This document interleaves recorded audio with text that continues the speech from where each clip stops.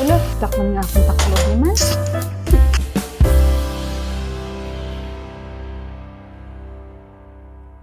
Dalabahan na ang damit ni Buwa. Diyan si Buwa, oh. Yan. Sandali muna guys, irarap natin. Open namin itong filter. Yung filter pala namin, hindi na siya kailangan palitan.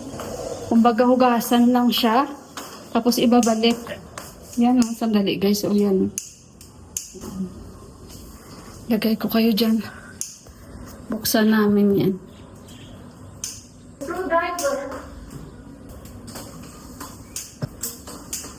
Sabi naman nung nag-aayos sa amin, hindi na daw yan kailangan. Ano yun guys? Palitan yung filter, oh. Hugasan lang.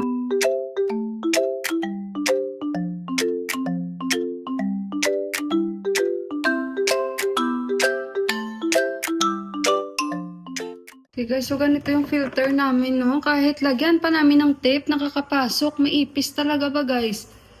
Na maliliit. Yan, oh. Yan, oh. Yung mga ganyan, oh. Meron talaga guys dito. Kahit nga sa UAE eh. Same sa UAE na ipis guys. Maliliit. Shipment from UAE. Di ba sa atin malalaki? Dito maliliit ang mga ipis. So ayan. Kasi nga parang sumasama yung sikmura ko. Sabi ko kay Deepak. Tapos yun ni Deepak, sabi ni Deepak, may nakapasok nga na ipis. Bubuksan niya ni Deepak, linisan ko ito. Yung filter okay na, nalinisan na natin. Sa atin ba, sa Pilipinas mayroon? Di ba sa atin yung mga gallons? Hindi ko alam kung available yan sa Pilipinas, ang ganito. Ito guys, bili namin is nasa 28,000. Ayan. Yung pinakauna namin, bininta namin sa baba. Dito sila, ayan oh, may ipis na maliit. Yan oh. Ala, Papa, there is. You're here to make video or clean? Clean that one. Ayan na guys, tinatanggal na ni Deepak. Tingnan natin. Kalumol sa mga ipis na to. Alam nyo ba dito sa kanila? Pag nakakita sila, hindi nila pinapatay. Gaganunin nila, oh. Parang may pera ako sa bulsa ko. Resibo pala.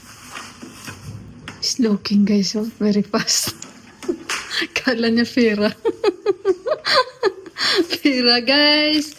Kala niya. Ayan na. We have to reveal how many pets we have. Oh, tingnan nyo guys. Tingnan natin. Ay, wala. Malinis. Yan. Very clean naman. Hala, it's like that is full. Oh. Yan, nilinisan natin. Ganito siya guys sa loob. Malinis naman pala.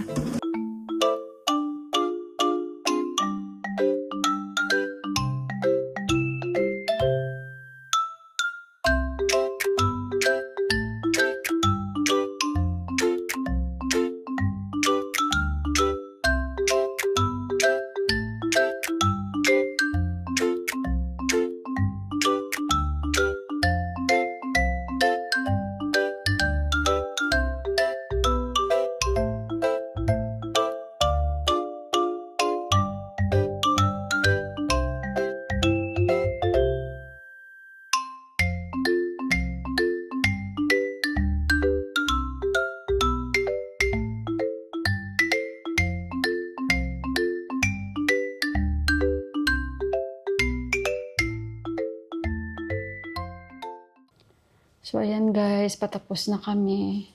Nilalagyan talaga namin. Kasi nga, para hindi talaga mapasukan. Pero hindi ko ba alam saan ba talaga itong ipis dandaan. At napasok pa talaga sila kahit na, wala ba, this one is open. Oh. Ayan. So, ayan guys. Pag in the future na, pag okay na, makapagpalagay na ng mga cabinets, matatakpan na yan. Tapos yung filter, ililipat din namin yan at matatakpan din siya na parang cabinet. Tapos ito lang yung pangit na pinakaayaw ko dito, yung bintana sa kusina, napakalaki. Dapat kahit half lang siya, no? Or sa baba lang siya maliit at sana maganda yung lababo dito nakaharap. 'Di ba? So, ayun, at nakaharap doon habang naghuhugas ka, yung bintana mo dyan, tapos yan yung view mo, di ba? Pangat kasi yung architect dito si Buwa. Katulad yan, o dalawa ang pintuan dito. Hindi daw dapat ganyan, sabi ng kuya noon.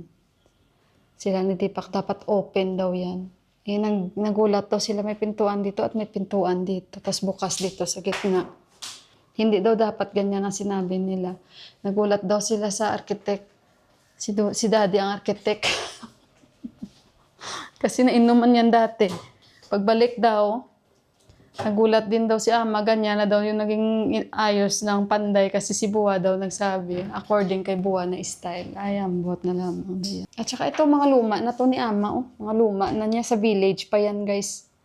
Sa village pa yan, pinagtakpan lang namin yan nung napakabit kami ng wallpaper para mag-matching sila dyan. Ako ang nagpalagay niyan.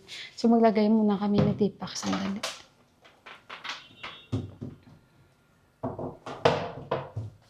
Sandali, guys. Tulong lang ako. Hayop po tayo sa soldier.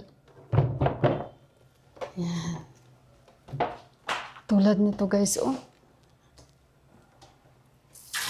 So, ayan, made in India ito, guys, yung ating filter. Kasi nga, mostly naman yung mga product dito is made in India. Mas okay na yung made in India ang nabili namin, guys, kaysa sa made in Nepal. Hindi ko alam yung una. Made in ano yun. Made in India, the first one also, be?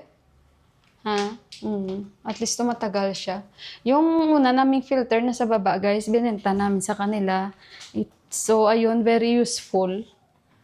Sabi nga ni Tipak, ibenta niya sana sa kanila ni Indira. Kasi nga, di ba, kung nanonotice nyo, kumukuha sila ng tubig dito. Kaso lang yung tubig ata nila ni Indira doon, hindi maganda, guys. Hindi maganda yung tubig nila doon. Nabi na, Indira area, the water not nice, no? Not good, no? Kaya hindi sila pwedeng gumamit ng filter. Di ka not use filter, ya? No? Kasi nga hindi maganda yung tubig sa area nila. Kaya nga, nung last nandito siya naliligo. 2 times siyang naligo dito kasi yung sa farm nila banda, parang nagka-problema sa tubig. Kaya parang more than 1 week sila walang tubig. Magkalo-kalo ako. Alam niyo ba ang tawag sa amin sa Ilonggo? Kalo-kalo. Fried rice. Sinangag. Ayan.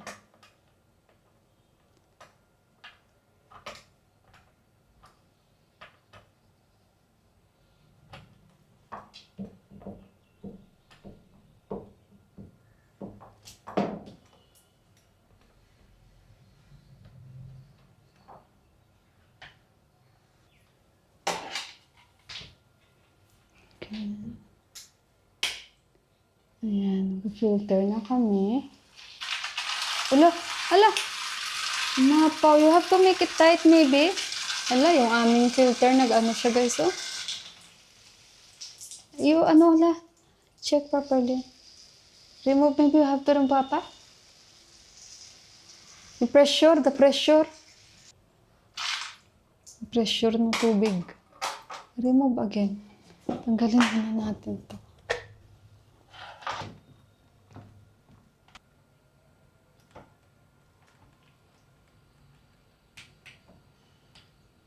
By the way, guys, ito ng paksiw ko, guys. Oh, sandali. Na-stuck man nga akong taklog naman. Bawari man, pasaway. Lala, guys. Patong ko kayo dyan dahil wala akong stand. Baka mahulog. Sana wag naman. Bunga, nagtapik man ni sa yayaman. Ulog tasan man yung isa niyo. Ayan. So, ayun guys, no? Dito sila sa bahay, hindi sila kakain ng paksiw. Salamat at masasolo ko yan. So, ito guys, yung nabili kong isda, ibang klaseng isda ito. Ayaw to ni Tipak dahil marami siyang buto-buto. So, ayan, napakalaking sili. Ang nilagay ko, ano tawag nyo dyan. So, sa lahat ng mga comments nyo about sa paksiw, pinagsasama-sama ko na dyan. Para maging mas lalong sumarap ang aking isdang paksiw. And ito yung fish curry nila. Ayan, oh. Yan. Si Yuan hindi nakain yan, pero may fried fish siya. At hindi niya naubos kagabi. Yung 5, iniwan niya 2, so hinalo ko dyan. At ano na lang ako, mag-fried rice or sinangag. Dahil ito yung natira kong kanin. At meron pa ako sa ating pressure cooker at yan yung lulutuin natin.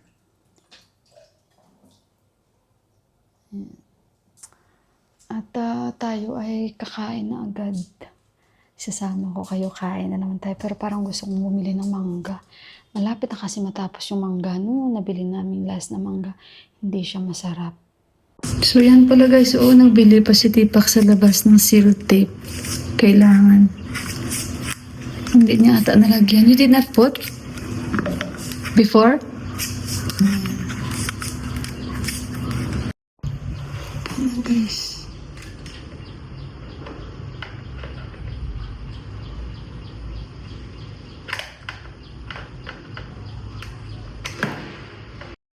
Ayan na guys, nung inuna naman namin, hindi na naman siya gumana.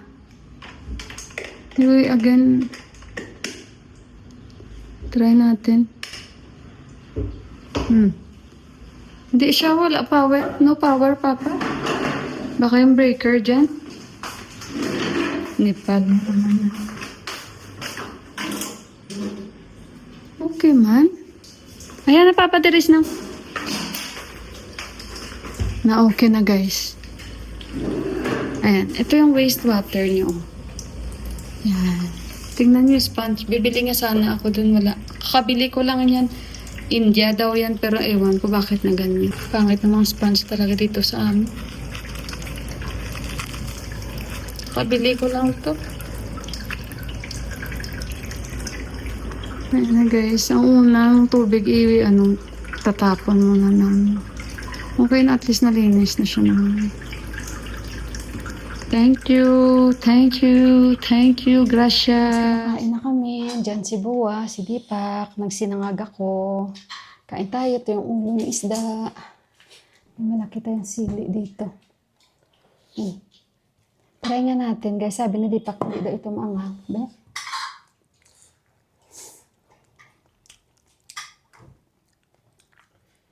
Hindi nga maanghang. Not spicy.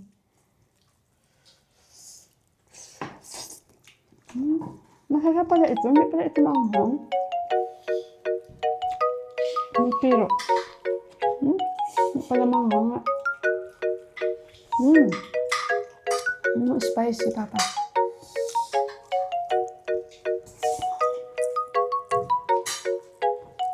Lord.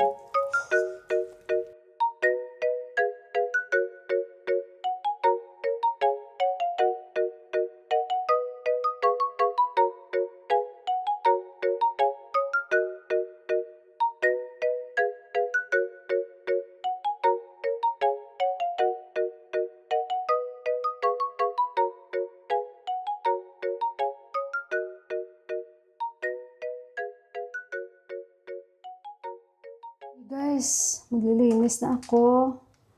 Pero bago yan, ipakita ko muna sa inyo kung anong oras na dito. Ang time is 12:04. Yung kuya ko nag-PPM.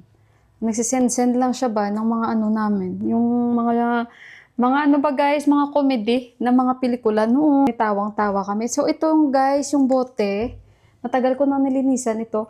Ang akala ko, kasi parang meron siya sa loob, Ayan, nakikita nyo ba yan? Yan, Yan. Ito, para siyang sa sticker niya. So, ito yung dala pa ng brother-in-law ko. Ang ganda ng mga bote. Maghanap ako nitong brush. Kasi, mag-store ako ng tubig. Sa amin to sa taas, Ang ganda ng bote, di ba? Ayan, guys. Ay. Okay. At least, meron tayong tubig. Ito na yung mangga ko.